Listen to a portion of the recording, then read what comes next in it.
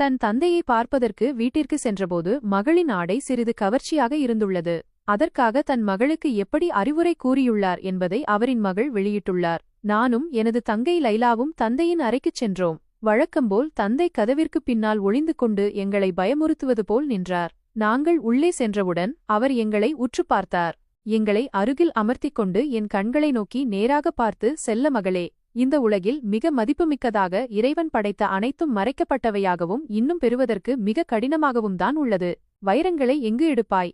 பூமியின் ஆழமான பகுதியில் மறைக்கப்பட்டதாகவும் பாதுகாக்கப்பட்டதாகவும் தான் வைரங்கள் உள்ளன. முத்துக்களை எங்கு எடுப்பாய்? கடலின் ஆழமான பகுதியில் அழகான சிப்பிக்குள் மறைக்கப்பட்டதாகவும் பாதுகாக்கப்பட்டதாகவும் தான் முத்துக்கள் உள்ளன. தங்கத்தை எங்கு எடுப்பாய்?